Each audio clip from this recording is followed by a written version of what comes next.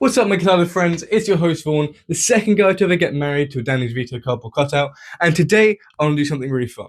So, if you've been watching this channel long enough, you know that I'm a little bit of a Van Halen nerd, as you can see. And that means that I've listened to every single Van Halen song more than once.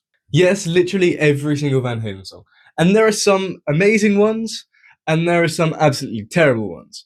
And so today I thought, why not follow that old trend from like a year ago of doing tier lists and rank every single Van Halen album. So there will be good stuff, there will be bad stuff, I'll say some probably very controversial stuff, but that's just for us to find out in this video. So let's get straight into it with Van Halen 1. Now, their first album is a little bit difficult to rate because I'm going to be incredibly biased towards it because it's what started the entire movement of the music that I love listening to every day. I want to focus on doing the music itself because if I did the influence, then, it's going to be completely different. And in this video, I just want to look at the music. Now, Van Halen 1 has some pretty damn amazing albums. Things like Running with the Devil or even Eruption, which were very, very, very influential. But in terms of songs, I don't really know. They've got some really, really great ones.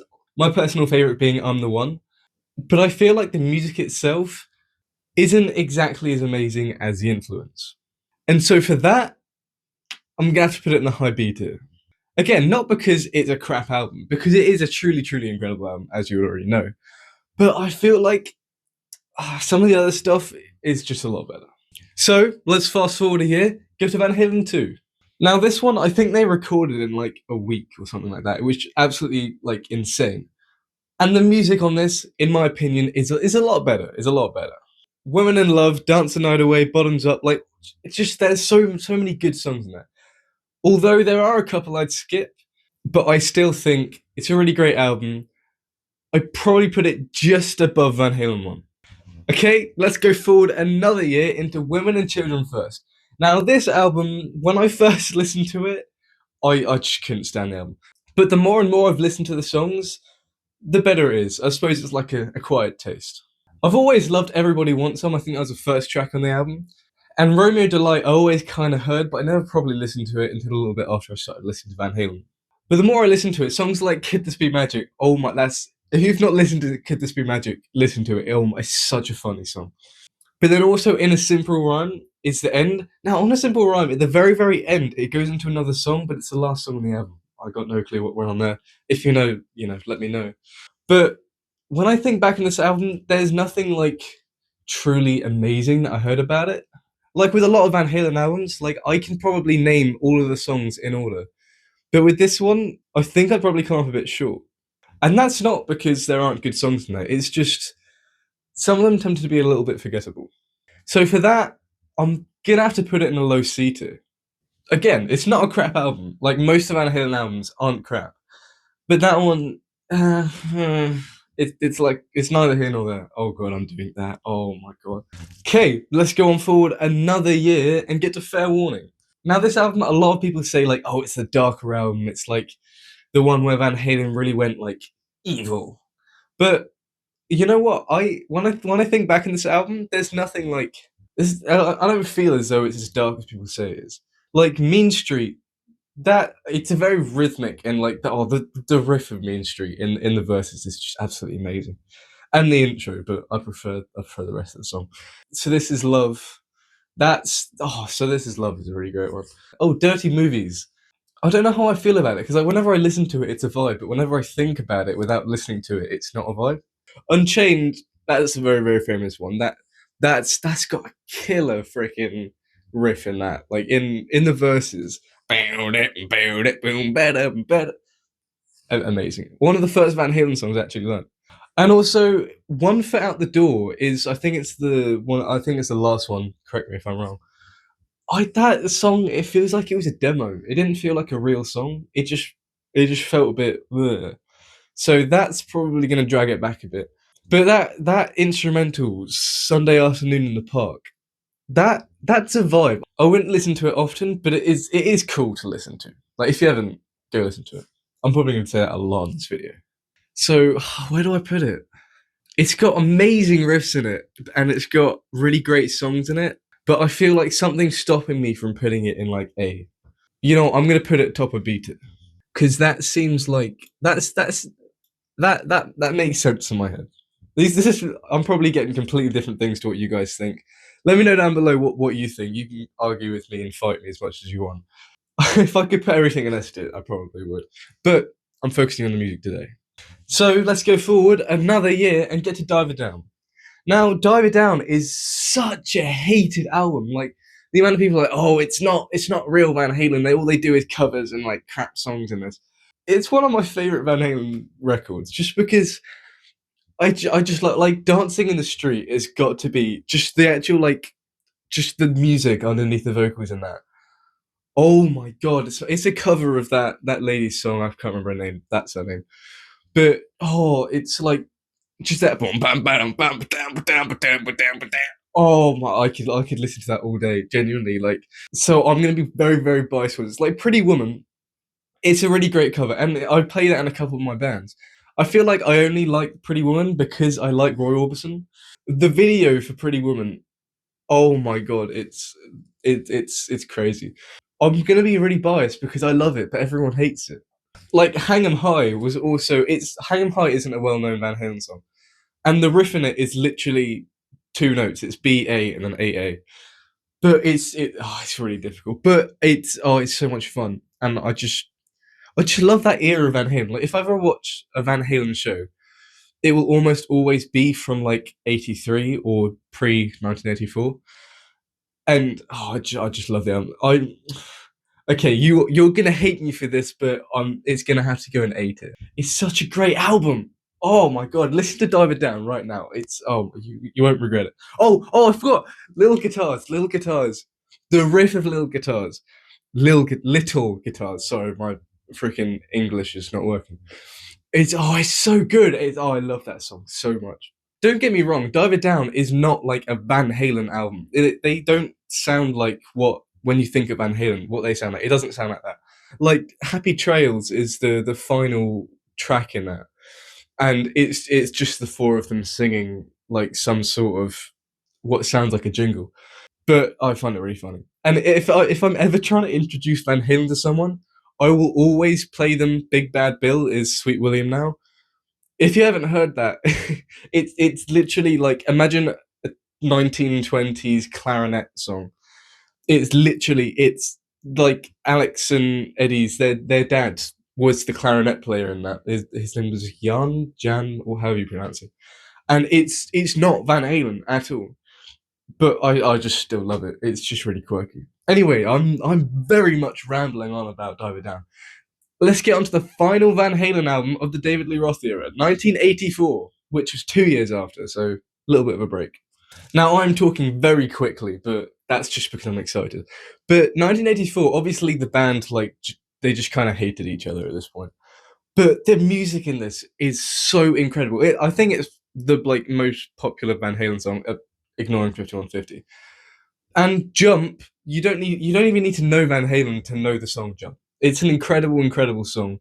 It's oh yeah, I can't even talk. It's just a great album. Like the Hot for Teacher, every Van Halen person knows that. If you don't know Hot for Teacher, you don't even know music.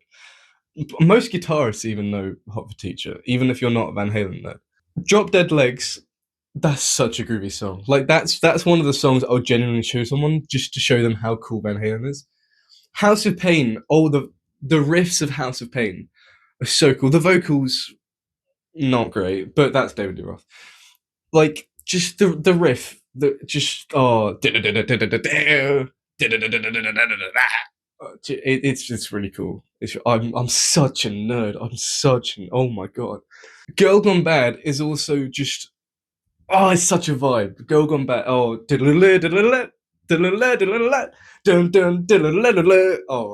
Panama is like the hair metal song. Like, is it about a car? Is it about a girl? Is it about like a place? Like, no one knows. And that is true hair metal because you can't have hair metal without girls, drugs, rock and roll, cars. Like, it's Van Halen. I'm so autistic. Oh my god.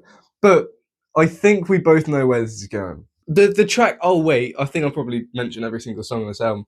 "Oh Wait" is just a great song, and David Lee Roth didn't even write the lyrics and the melody. It was Michael McDonald from Doobie Brothers, which they've stole from him, didn't give him credits, and then Michael McDonald sued them and won. That's a story for another day. 1984 is one of the albums that there's just no songs I skip on it. There's not a single one. I just love them all. Oh, actually, 1984, as in the track as the intro that comes before Jump. If you've not listened to a Van Halen live show, when obviously Eddie has his solo and Alex has his solo, but Michael Anthony he had a solo like quite often, and it was a bass solo. I think they called it like ultra bass or whatever. It was pretty much just him going.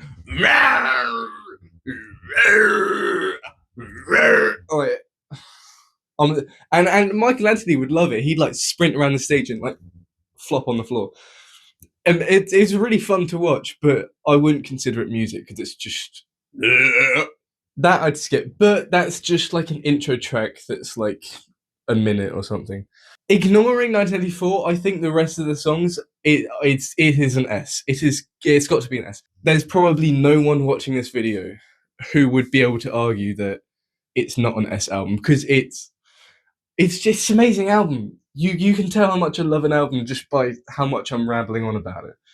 Like, yes, I don't need a Wii. I'm just moving about because I need to move about because it's so cool. Anyways, on to the next album, which is a massive, massive, massive change from this one. Because obviously this has all been David Lee Roth so far. But now, it's 1985, David Lee Roth has left Van Halen and he's going off to do his own stuff with Steve Vai and Billy Sheehan and the drummer, I can't remember his name of, that guy. And so Sammy Hagar, I think him and Eddie knew each other through a mutual Ferrari mechanic, the 80s. But Sammy Hagar was already a well-known guy from Montrose and also his career as a Red Rocker. And so they came out with 5150. Now, 5150, don't get me wrong, David Lee Roth era is so much better than Sammy Hagar era, just in my opinion, purely from Eddie's like guitar playing. Like, I prefer the early Eddie guitar playing over the newer stuff. David Lee Roth singing, no. Like, Sammy Hagar is so much better than David Lee Roth as a singer, as a songwriter, as everything. David Lee Roth was the showman, whereas Sammy was, the musician. But 5150, it's a complete jump from what Van Halen was there. It was a complete jump as to what Van Halen was before. But oh my god, it's an amazing, amazing, incredible album. In fact, I think it was the first Van Halen album to go number one. And Live Without a Net is I think it was the first live Van Halen show that I watched online. And that is from 1986 in New Haven, when they actually, released this album. And so I'm gonna be naturally biased towards it because the music in it, like, what is there? There's Summer Nights. Good Enough. Why Can't This Be Love? Dreams. That weird Get Up song where it just goes, Get Up! It's a song. There's so many songs that are a vibe in that. It definitely deserved to be number one because it was just amazing. Sammy's voice and Eddie's guitar, they worked so well together, and I feel like they made some really great stuff, but it was mostly in the early days for me. Oh, and also the titular track, 5150, it's got nothing to do with 5150. 5150 was the California police code for a crazy person on the loose, which is, very fitting. But that song's such a vibe. Like, the breakdown with the solo, and it 100% deserves to be number one, which is why it's going to be the second S tier. I don't think there's anybody that can argue that 5150 isn't an S tier album. It's just incredible. Like, there are some songs I'd skip, like that. I think it's just called Inside and Get Up. Like, I'd skip them, but the rest of the songs, they're just amazing. Dreams it's got to be. I had an entire argument with one of my drummers because he hated the song Dreams. He thought it was a bunch of crap. But I love that album so much.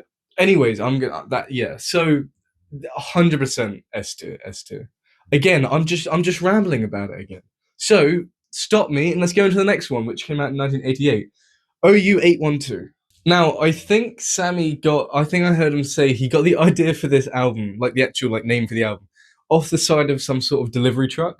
This album, it had some good songs, but some not so good songs. My favorite song on this album is Cabo Wabo. Cabo Wabo is such a vibe. Let me take you down. I will show you around. It's a really great song. And like When It's Love is obviously a really well known Van Halen song, but I just most of the songs are very forgettable. Like I think that's Feel So Good, Mine All Mine, Source of Infection. Like it's just it's got Cabo Wabo. I feel like it's one of the only like properly good songs in there. Like Finish What You Started. I love that song a lot. So I think that's probably up there too. But that album, it just wasn't great. It just wasn't great in my opinion. So I'm I'm I'm gonna have to put it in like low C tier. Anyways, next album for Unlawful Carnal Knowledge. The initials that I just can't put here. So this one came out 1991. So this was like quite a while afterwards. And this was another one of their number one.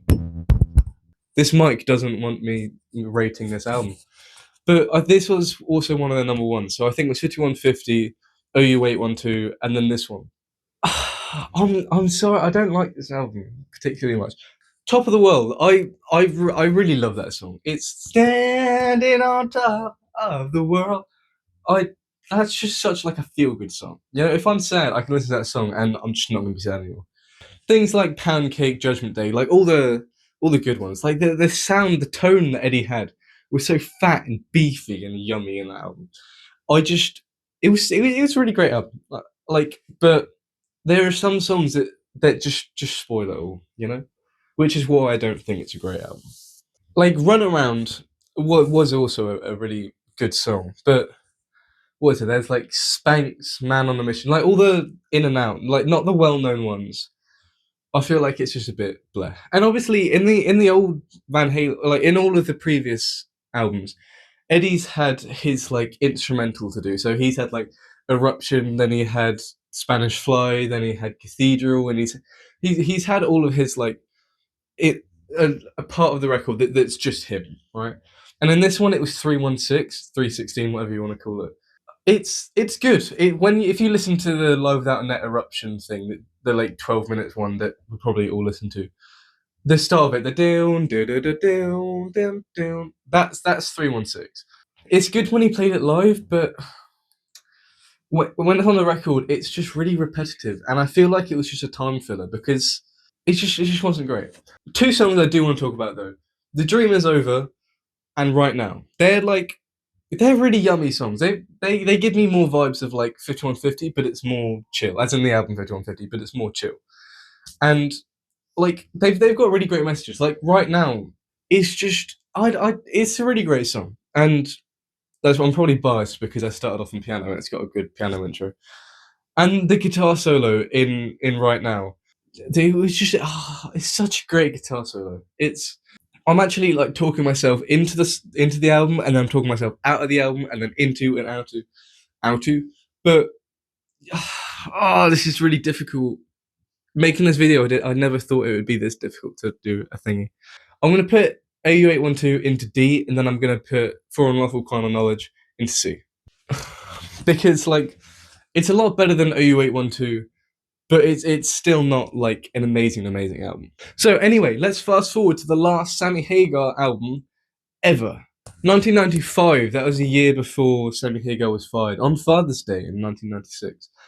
This album, it's Sammy, Michael Anthony, Joe Satriani, Chad Smith, like all of the Sammy Hagar touring people. Well, Chad Smith doesn't tour with them anymore. But Sammy and Michael specifically, if you're watching this, I love you guys so much. I love your music so much. If you're watching this, send me a message and we can record together. But as if they're watching my video. Balance, it's not good. Can't Stop Loving You. That is obviously an incredibly well-known Van Halen song. Very like lovey-dovey, which it's good. It's good, but it's not like amazing. It's better than anything I could ever do, but I wouldn't say it's like incredible. Big Fat Money, that was one. That's not good. Amsterdam is a good one. Wham Bam in Amsterdam, like the guitar riff in that is pretty yummy, but there's just not many good ones. Like there's Aftershock, which Shock, there's Aftershock, which I get weird vibes listening to. It feels really creepy. But I suppose that's probably the vibe that Eddie was going with there. But yeah, just completely forgettable album. Like if Amsterdam wasn't on there, then I feel like this would be immediate F tier. But it's not as good as OU812, so it's going to be a low D tier. But it's not bad enough to be F tier. But F tier. That brings us on to Van Halen 3. So this is after Sammy left. They brought in Gary Sharon. Now let me preface everything I'm going to say for the rest of this video by saying I love Gary Sharon so much. Extreme, one of my favorite bands. Like my first name is Nuno. And that was because my dad loved Nuno Betancourt so much, he literally named his kid after him. And Extreme, I love them so much. Gary Sharon, okay, how do I put this? He made really, really good, great music with Nuno Betancourt and, you know, the rest. But, big, very, very, very big but. Oh my god, I can't say this without laughing. Van Halen 3, if you've not listened to it, don't. It's, oh my god, it's one of the worst things I've ever heard in my entire life. So Gary Sharon came in, and it was gonna, like, Eddie and like Alex and Michael, they all thought it was gonna be like, yeah, we've got a new singer, we're gonna do like what we did with Sammy, and we're gonna, like, you know, be awesome. No, I listened. The morning that I listen to this, because whenever I like listen to a new album, I always make sure I'm waiting till I'm on the way to college and I can listen to it on the bus there, because I'm completely like not distracted. I can really focus on the music. And I had a really great morning when I woke up. I felt really great. You know, in the mornings where you just get up and you feel fresh and you get out and you want to like just take on the world. I had one of those mornings, and I got on the bus and I thought, you know what album I haven't listened to of Van Halen's before? Van Halen 3. I've actually never heard anyone talking about Van Halen 3. So I want to give it a shot, because this is Gary Sharon. He's a singer of one of my favorite bands, and he's playing with my favorite guitarist. So like, yeah, this music's gonna be amazing. Oh my god, that was the worst day of my entire life. I had such an amazing morning. I listened to that song and I was genuinely angry for the rest of the day. I was genuinely for the rest of the day. For the rest of the day, just because of listening to this album, just completely ruined my day. This is the worst album I've ever seen in my entire life. Don't listen to it. Don't listen to it unless you want to, like, how do I say that on YouTube without getting demonetized? Yourself. It makes you wanna expire. There's nothing I've wanted to put in F tier more than this freaking album. I wanted to make this video purely because of this freaking album. Purely because of this album. I wanted to make an entire video talking about how amazing all the Van Halen albums were, just so I can tell you how awful this this album is. Oh my god. Oh my god. Just honestly, if you don't believe me, listen to any. I can't even tell you the names of any of the songs. I can't even hum them. I can't. If I heard the songs and like was told, "Oh, did this come from Van Halen 3?" I would not. I would not know. Oh my god! It's making me angry right now talking about it, because it's such terrible. And again, Eddie, Alex, Michael, God, Gary Sharon, God, like, Extreme, again, one of my favorite bands. Gary Sharon, an amazing singer. Put them together, and it was the biggest pile of dog crap to ever exist, and it makes me so sad because I felt like there was so much potential there. But it just didn't work. It just didn't work, and I'm very happily putting this straight to F tier. Straight. In fact, I'm gonna make its own tier because it's just that bad. Okay, you can't see that writing, but that's KMS.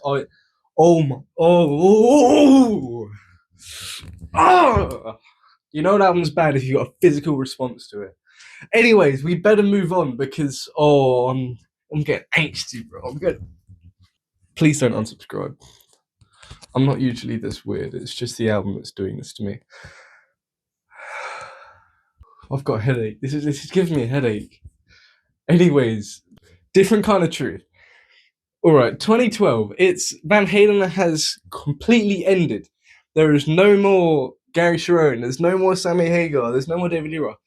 But then 2012 comes around, and David Lee Roth and Van Halen reunite, and they keep performing until Eddie's death in 2020. Well, their last tour was 2017, and release A Different Kind of Truth. Now, Jesus Christ, the expectations were very, very high for this album. Like, it's the David Lee Roth era, one of the greatest like hair metal bands of the world, like one of the best bands in my opinion, but obviously I'm biased. And so they're reuniting and they're releasing the album. You're gonna think this album has to be incredible, or what? Like, it is gonna have to be. It's gonna have to live up to 28 years since David Lee Roth's last album with these guys, and so it just had too much to live up to. And the songs, I listened to most of it, but there are some songs that I hadn't listened to, so I'd listened to them before this video, and it was just trying to live up to it, to just to nothing. It just wasn't good, unfortunately. They're just like they were just trying to like rebirth songs they'd already written, like Stay Frosty, Ice Cream Man. They just tried to copy what they did before, but it didn't work. But with that, it's worse than Balance. I'm a YouTuber. I'm not supposed to think this hard. It's gonna go low D tier. It's not bad enough to be an F tier, but it's not good enough to be anything above Balance. You know what? That's it. That is every single Van Halen album in a lovely little tier list. Again, a trend that ended like a year ago. But I'm very, very happy with what I've put.